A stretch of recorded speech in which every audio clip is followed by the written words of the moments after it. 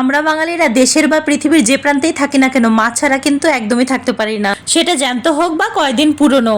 যাই হোক, সেই দিন বাজার থেকে একটা আস্ত ভেটকি মাছ নিয়ে এসেছিলাম, তো সেখান থেকে কটা পিস নিয়ে নিয়েছি, মাথা লেজা শুদ্ধ। শীত তো এখন চলেই গেছে, গরমই পড়ে গেছে, আর এমনিতেও পুনেতে বেশি শীত পড়েই না। তো গরম গরম পড়েছে যখন, বাজারে কাঁচা আমও পেয়ে গেছিলাম, তাই ভাবলাম আজকে কাঁচা আম আর আলু দিয়ে এই তরকারিটা করি। গরমের সময় কিন্তু একটু টক টক খেতে কিন্তু ভীষণ ভালো লাগে। মাছ ভাজতে ভাজতে কড়াইয়ের তেলটা একটু পুড়ে গেছে, তো মাছটাকে পরিষ্কার করে লবণ হলুদ মাখিয়ে একটু কড়া করে ভেজে নিয়েছি। মাছ আবার কড়া ভাজা না হলে আমার আবার ভালো লাগে না, একমাত্র ইলিশ মাছটাই আমি একটু অল্প ভাজে খাই। কড়াইতে একটু সর্ষে আর একটুখানি জিরা ফোড়ন দিয়ে আলুটা দিয়ে ভালো করে ভাজা ভাজা করে পরে 1 চামচ মতো জিরার গুঁড়ো দিয়ে ভালো করে মিশিয়ে নিয়েছি। তারপর জল দিয়ে দিয়েছি, যখন জলটা ভালো করে ফুটে উঠবে তখন মাছগুলো আর কাঁচা আমগুলো দিয়ে দেবো। এখানে একটু লঙ্কা কম দিয়েছিলাম বলে কটা কাঁচা লঙ্কা আস্তে আস্তে দিয়ে দিয়েছি, আর নামানোর আগে আমি 1/2 চামচ মতো ভাজা জিরা উপর থেকে ছড়িয়ে দিয়েছি। তো চলো আজকে টাটা, ভালো লাগলে সাবস্ক্রাইব করে সাথে থেকো। Heavy tasty.